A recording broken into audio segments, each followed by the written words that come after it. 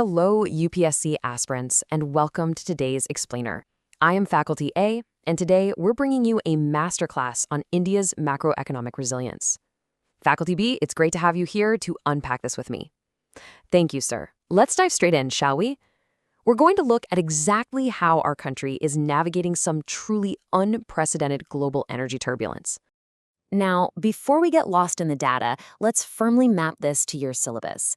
We are looking directly at General Studies Paper 3, specifically the crucial intersections of the Indian economy, energy security, and supply chains. Absolutely. You see, when you're writing your mains answers, the examiner really wants to see if you grasp how geopolitical shocks disrupt local supply chains. The analysis we're doing today, that's the exact framework you need to structure your answers and score those high marks. So, what's the current affairs context here? It all stems from the 5th Informal Group of Ministers, or IGOM, meeting held recently at Kartavya Bhavan, chaired by Defense Minister Shri Rajnath Singh. And the timing of this meeting is just incredibly crucial, especially with the escalating conflict we're seeing in West Asia. But here's the core takeaway you need to remember from this. Despite all the global volatility, India is facing absolutely zero shortages of petroleum products or essential commodities. Let's look at the hard numbers backing that up. Aspirants, I want you to literally memorize these specific figures for your answer writing. This is perfect fodder. According to the Ministry of Defense, we currently hold 60 days of crude oil reserves, 60 days of natural gas, and 45 days of LPG rolling stock. That is a massive buffer. Think about it. When you're writing an essay on energy security, citing these exact days of inventory proves to the evaluator that your arguments on uninterrupted supply aren't just theory. They are backed by concrete government data. But it's not just physical reserves protecting us, right? We also have a formidable macroeconomic shield. And that shield is anchored by a staggering $703 billion in foreign exchange reserves, precisely.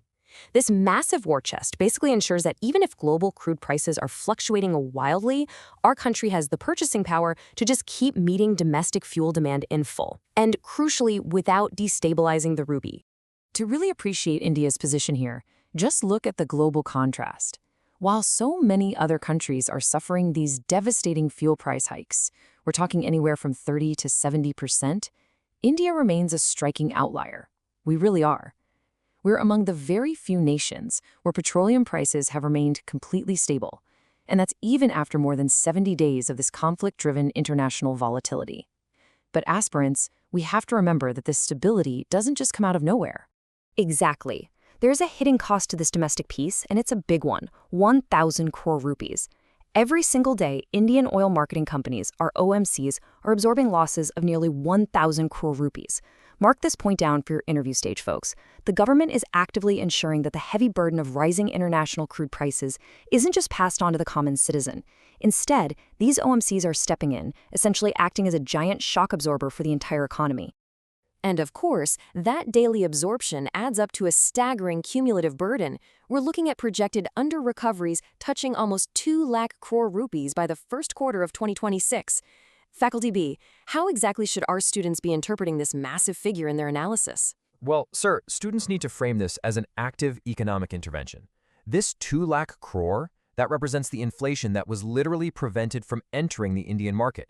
Because if this cost was passed down to the consumer, we'd see a terrible cascading effect on the prices of all essential commodities, just from the sheer increase in freight and transport costs. Which naturally leads us to the center's official stance right now. There is sufficient availability of essential commodities across the board. There is absolutely no reason for public anxiety or panic buying because our supply chains are entirely stable. Importantly, though, the government is emphasizing conservation, but these efforts are purely aimed at boosting long-term preparedness, just in case the West Asian crisis drags on. The defense minister has directed ministries and states to implement Prime Minister Narendra Modi's appeal for responsible fuel consumption, so public participation is definitely essential here. All right, to wrap up today's explainer, we want to leave you with a highly probable 15-marker question for your upcoming mains or interview.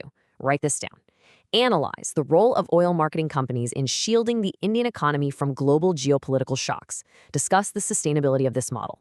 It's a brilliant question. Remember to use the key metrics we discussed today: the 60 days of reserves, the daily OMC losses, that massive Forex buffer. But as you draft your answers, ask yourself the crucial analytical question: how long can an emerging economy realistically sustain a 2 lakh crore rupee absorption model before it starts severely impacting our fiscal deficit targets? Think on that, keep studying hard, and we will see you in the next explainer.